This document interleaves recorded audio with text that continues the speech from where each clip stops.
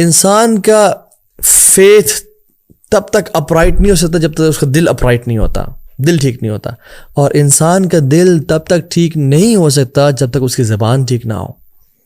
ہمارا ایمان، ہمارا آخرت کا کانسیپٹ کیسے ٹھیک ہوگا جب تک ہمارا دل ٹھیک نہ ہو؟ اور ہمارا دل پتہ ہے کس چیز پہ ڈیپینڈنٹ ہے؟ ہماری زبان پہ. ہم زبان سے کیا الفاظ بولتے ہیں. دوسرا اصول، پہلا اصول کیا تھا؟ من عامل للآخرہ، جو آخرت کے لیے کام کرتا ہے اللہ اس کے دنیاوی امور کی رسپانسبلٹی لے لیتے ہیں. Allah will take care of his affairs, Allah will make his life easy peasy. Allah سبحانہ وتعالیٰ اس کو آسانی سے زندگی گزروا دیں گے. They live a rich life, they live a richness. میں مال کی بات نہیں کر رہا، دے لیو شاید پرابلی ان کے اکاؤنٹ میں 5,000 10,000 پڑے ہوں، بٹ ان کو پرواہ نہیں ہے. ایک شخص سے تو میں ملا، گارڈ تھے، جو کہ میں صبح سائیکلنگ پہ نکلتا تھا فجر کے بعد، تو میں مین ہائی ویز کو چھوڑ کے ایک دن میں نے کہا میں ذرا اسٹریٹس میں گھومتا ہوں، دیکھتا ہوں کون سے گھر صبح جاگتے ہیں، کون سے گھر سو رہے ہیں. And I was amazed to see اکثر گھر صبح فجر کے بعد سو رہے تھے. تو میں ایک گلی کے اینڈ پہ آیا جہاں پہ ایک بڑا سا خوبصورت درخت تھا، بہت پرانا، 600 سال پرانا پرابلی، ہیوج ٹری.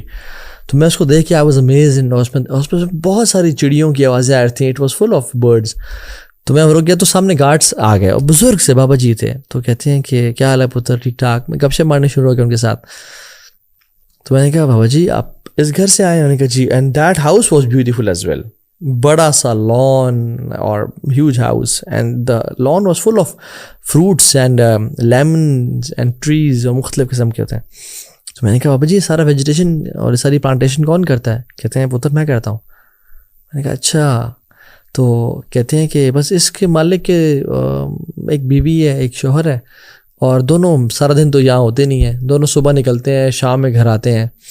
ایک پتنی ڈاکٹر ہے، ایک بیوی پتنی وہ بھی کوئی کام کرتی ہے، تو دونوں نکلتے ہیں اور ان کے آپس سے بنتی نہیں ہے. بیٹا اللہ معاف کرے، ہر ٹائم آپس میں لڑتے رہتے ہیں. تو میں نے کہا بابا جی پھر یہ گھر سارا کون انجوائے کرتا ہے؟ کہتے ہیں پتر میں کرتا ہوں. یہ ٹریز میں نے لگائے، یہ پلانٹس لگائے، یہ فروٹس میں نے لگائے، اور ان کے فروٹس میں کھاتا ہوں. میں نے پرمیشن لی ہوئی ہے، میں یہ گارڈننگ کرتا ہوں، صبح آتا ہوں شام کو چلا جاتا ہوں. میں نے اپنے بارے میں بتائیں کہ تو میرے اتنے بچے ہیں، اتنی بیٹیاں ہیں، ایک حافظ قرآن ہے، مدرسے میں پڑھا ہے، ایک فلاں مسجد کا امام ہے. اور یہ کرتے کرتے سبحان اللہ اس نے کہا کہ اللہ کا بڑا شکر ہے جی، اللہ تعالیٰ نے بہت نوازا ہے، I live a beautiful life. And I was like سبحان اللہ یار، this guy is rich, this guy is enjoying his life. Allah تعالیٰ نے اس کی زندگی میں کام اس کے سمیٹے ہوئے ہیں اور اس کے لیے آسانی کر دی ہے. سو دوسرا اصول، من اصلح سریرتہ اصلح اللہ علانیتہ، جو اپنی تنہائیوں کو پاک کر لیتا ہے اللہ تعالیٰ اس کی پبلک لائف، اس کا جو امیج ہے اس کو بہترین بنا دیتے ہیں. پہلا اصول کیا تھا؟ جو آخرت کے لیے کام کرتا ہے اللہ دنیا کی تمام رسپانسبلٹی کی ذمہ داری لے لیتے ہیں. دوسری جو شخص اپنی پرسنل اور پرائیویٹ مومنٹس کو پاک رکھتا ہے، ان کی اصلاح کر لیتا ہے، اصلح اللہ علانیتہ، اللہ اس کی جو امیج ہے، جو اس کی پبلک لائف ہے، جو لوگ اس کے بارے میں سوچتے ہیں اور جو ایک اس کا پرسیپشن ہے، اس کو ٹھیک کر لیتے ہیں اور اس کے لیے آسانیاں کر دیتے ہیں لائف میں.